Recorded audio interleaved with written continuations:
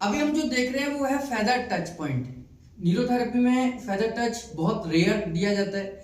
गुरुजी ने ये पॉइंट बड़ा सोच समझ के बनाया और ऐसे कंडीशन के लिए बनाया जब आपके बाकी के सारे ट्रीटमेंट काम ना कर रहे हों। तो ये फेदर टच एक प्रोसेस है जिसमें आप पेशेंट को न्यूरोथेरेपी का ट्रीटमेंट नहीं देते, लेकिन एक सर्कुलेशन के लिए एक टेक्निक का इस्तेमाल करते हैं। फेदर का मतलब होता है रुए और टच का मतलब रुए की तरीके से ही टच करता है, यानी कि टच ना करते हुए भी टच करना है ना।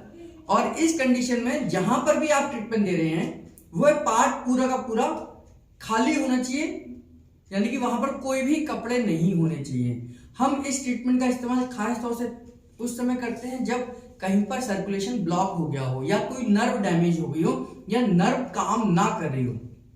और ये बहुत रेयर डिजीज में हम देते हैं, लेकिन जब हम देते हैं तो पूरा 100% के साथ देते हैं, पूरा 100% पॉजिटिव होकर देते हैं, ताकि कि वहां पर दोबारा सेल या नर्व काम करना शुरू कर दें। जैसे फॉर एग्जांपल आपको देता हूं कि एक्सीडेंट के दौरान किसी का एक्सीडेंट हुआ और उसके शोल्डर की या उसके सर्वाइकल की नर्व डैमेज हो जाती है। उस कंडीशन में हमने क्या करना है कि सारे कपड़े हटाकर आपने पाउडर लगाना है। इस तरीके से पाउडर लगाना है और पाउडर इस तरीके से लगाना है कि पाउडर काफी लगा होना चाहिए, क्योंकि सारे कपड़े हटे हुए हैं उसके बाद। और पाउडर नहीं है तो आप इसमें सिंपल है, आप किसी मोर पंख का इस्तेमाल कर सकते हैं। मोर पंख का मतलब है कि उस तरीके से टच करना है शरीर के ऊपर कि बहुत लाइट तरीके से। मोर पंख नहीं है तो पाउडर लगाकर अपने हाथों से हल्का हल्का टच करते हुए नीचे की तरफ सर्कुलेशन को लेके जाना है। यानी कि सर्वाइकल का अगर में चोट लगी हो तो हाथ में सर्कुलेशन नहीं जा रहा होगा, तो फिर हम यहां से और इतने हल्के से टच करना कि आपके टच की फीलिंग इनको नहीं हो, लेकिन इनको एक अजीब सा सर्कुलेशन होगा, इनके रुए खड़े हो जाएंगे। यही फेदर टच है। जब आपके टच करते ही ट्रीटमेंट की प्रोसेस करते ही इनके रुए खड़े हो जाएं, यानी कि हाथ के रुए खड़े हो जाएं, तो इसका समझ लेना कि आपका फेदर टच काम कर रहा है, क्योंकि हम डेड जगह पर सर्कुलेशन क्रिएट कर रहे हैं। चाहे वो कमर के लिए हो, चाहे वो सर्वाइकल के लिए हो, चाहे नी के लिए हो। गुरुजी ने इसको पहली बार तब दिया था जब एक्सीडेंटल किसी के पैर खराब हो गए और नर्व डैमेज हो गई, तो सारे कपड़े हटाकर पाउडर लगाकर या मोर पंख से आपने सर्कुलेशन देना है। तो अब इस कंडीशन में हम यहां से टच करते हुए हल्का टच करते हुए पेशेंट बिल्कुल 100% रिलैक्स होगा। अगर लेटी हुई अवस्था में किसी पॉइंट को दे सकते हैं तो वहां लेटा कर देना है, नहीं तो बिठा कर भी दे सकते हैं। अब इस तरीके से हल्का टच करना है, ये हल्का टच करना है, ये यहां तक कि कपड़े हटाकर पूरा का पूरा हल्के हाथों से टच करना है ये। और इनके रुए खड़े होने चाहिए, इनको एक अजीब सी करंट लगता है, एक अजीब सी फीलिंग जो सर्कुलेशन को क्रिएट करती है हल्के। और ये धीरे धीरे आराम से आप कोशिश करें, आप अपनी आंखें बंद कर लें, पेशेंट की आंखें बंद करा दें तो और अच्छे से ये इफेक्ट करेगा, क्योंकि बंद आंखों से आपके बॉडी से अल्फा रेज निकलती हैं जो कि हीलिंग में काम आती हैं, यानी हीलिंग प्रोसेस में ये काम आती है। इस तरीके से आपने पूरा देना है। अगर हमें इस एरिया को सर्कुलेशन देना है तो इस तरीके से आपने करना है।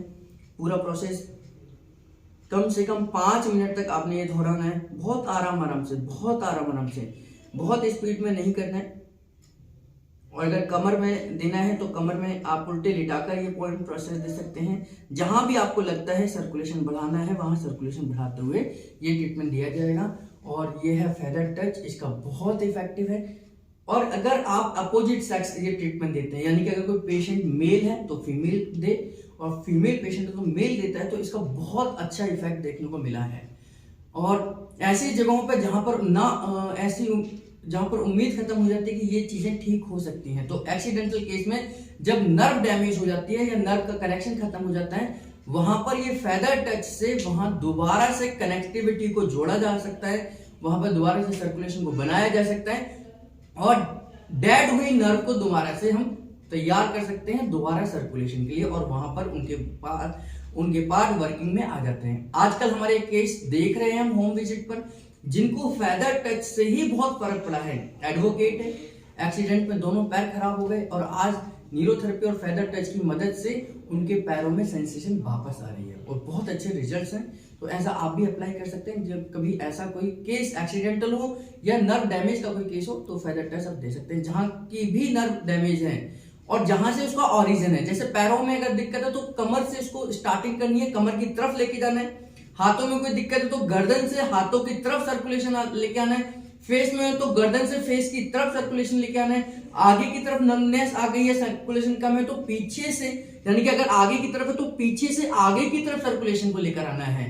चेस्ट में, ब्रेस्ट में सर्कुलेशन नहीं है तो पीछे कमर से सर्कुलेशन को आगे की तरफ लेकर आना है।